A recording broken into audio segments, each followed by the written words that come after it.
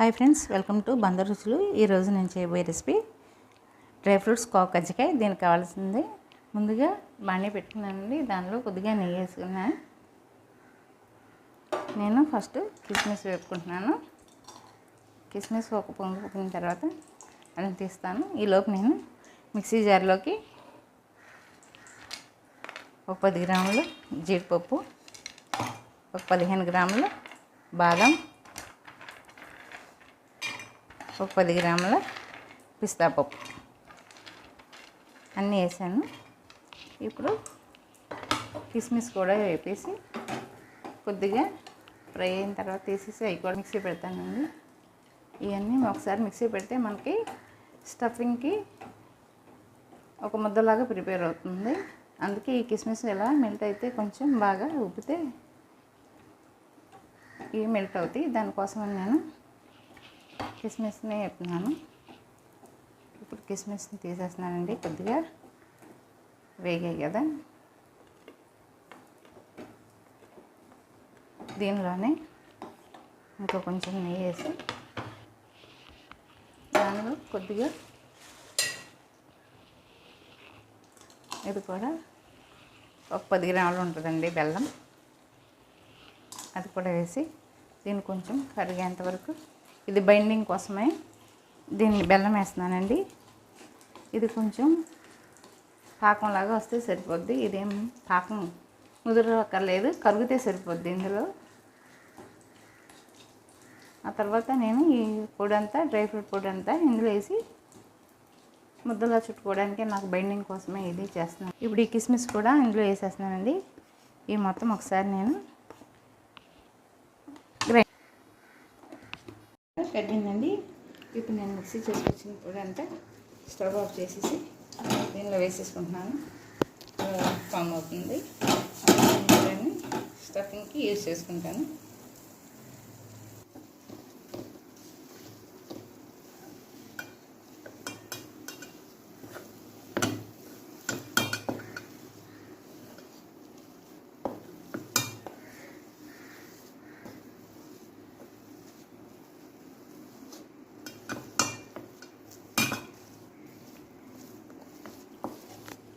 సరే, ఇప్పుడు ఇది మొత్తం మనకి ఉండి చుట్టుకోవడానికి వీలుగా వచ్చింది.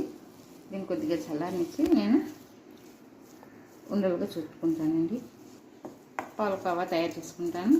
దీన్ని పక్కన పెట్టి ఇది చల్లారడానికి ఈలోపు పాలకోవా కోసం నేను ఇప్పుడు 200 గ్రాముల పాలు తీసుకున్నానండి. ఇది నేను క్రీమ్ పాలే తీసుకున్నానండి, చిక్కగా ఉండాలని. మీరు చికెన్ పాలు తీసుకున్న పర్వాలేదు, ప్యాకెట్ పాలు, లేదంటే కొద్దిగా క్రీమ్ ఉన్న పాలు, గేదె పాలైనా ఏ పాలు ఉన్నా పర్వాలేదు. ఇప్పుడు పాలన్నీ కాగిన తర్వాత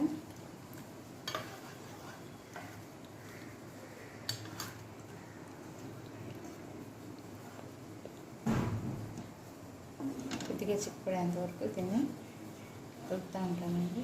దీనిలో క్రీమ్ ఉంది కదా, ఇలా మరుగుతున్నప్పుడు దీనిలో 2 టేబుల్ స్పూన్లు పంచదార వేసుకున్నానండి. పంచదార మొత్తం కరిగేంత వరకు 2 స్పూన్ల పాలపొడి కూడా వేసానండి. ఇప్పుడు మొత్తం పాలకు పట్టేలాగా కలుపుతున్నాను.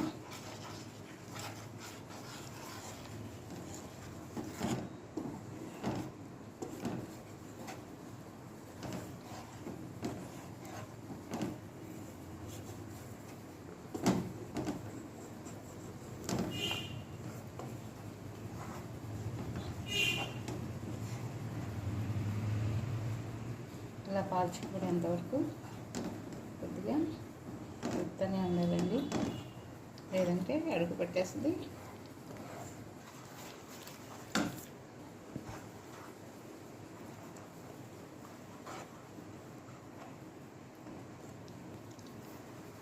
ఇప్పుడిప్పుడే కొంచెం దగ్గరికి వస్తుందండి. మొత్తం దగ్గరికి వచ్చిన తర్వాత అప్పుడు స్టవ్ ఆఫ్ చేసేసి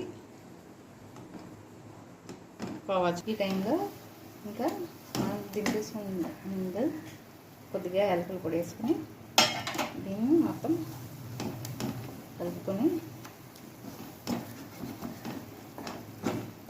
చేసుకుంటున్నానండి. ఈలోపు దీన్ని మొత్తం దింపేసి చల్లారి పెట్టుకుంటున్నాను. ఇలా ఇది మొత్తం చల్లారినాక దీన్ని కలుపుతూ ఉంటే ఇది కూడా కొద్దిగా గట్టిగా అవుతుంది, సాఫ్ట్గా అవుతుంది. అప్పుడు నేను కజ్జికాయ చేయడానికి నాకు ఇది వీలుగా అవుతుంది. నేను చూపిస్తాను. ఇప్పుడు ఈ గిన్నెలోకి నేను షిఫ్ట్ చేసుకుంటున్నానండి. దీన్ని కొంచెం చల్లారి పెట్టుకుంటే దీన్ని ఇలాగా చల్లారి పెట్టుకుంటున్నాను. ఇప్పుడు ఇలా తయారైన పావని మొత్తం అంతా ఒకసారి ఇలా పావు వచ్చేలాగా సాఫ్ట్గా చేసుకుంటున్నానండి. ఇలా సాఫ్ట్గా మొత్తం అంతా చేత్తో అనుకుంటే పావు మొత్తం మెత్తగా మెల్ట్ అవుతుంది. ఇప్పుడు మనకి ఏ షేప్ కావాలంటే ఆ షేప్లో వస్తుందండి ఈ పావు. నేనైతే కజ్జికాయ అనుకున్నాను కదండి, దానికోసం నేను ఇది ముందుగా చూపించాను కదా, డ్రై ఫ్రూట్ మొత్తం మిక్సీ పెట్టి ఇలా ఉండల్లా చుట్టుకున్నాను. ఇప్పుడు దీన్ని పావాని కొద్ది కొద్దిగా తీసుకొని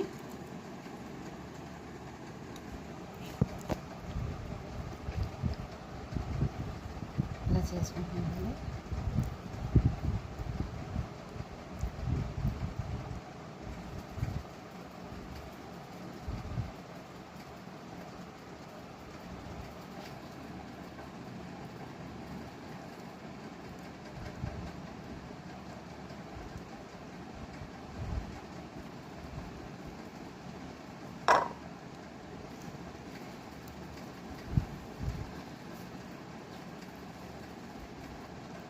మొత్తం అంతా ఈవెన్గా షుగర్ చేసుకున్నాను. మళ్ళీ అలాగే ఇంకొకటి కూడా అలాగే చేసుకుంటున్నానండి. కోవా మొత్తం ఇలాగ కోవాలాగా చేసుకొని దాన్ని ఇలా స్టఫ్ పెట్టుకుని లోపల మొత్తం అంతా ఫోల్డ్ చేసుకుంటున్నానండి.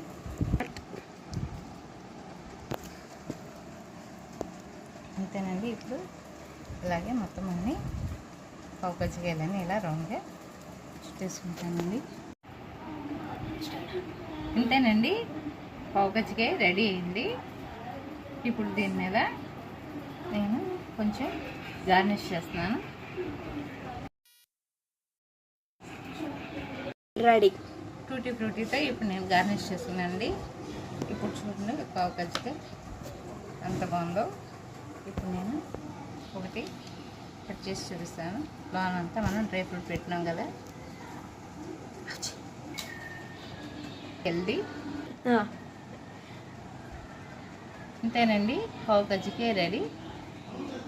ఎంతో టేస్టీగా హెల్దీగా ఉండే పావు కజ్జికాయ రెడీ.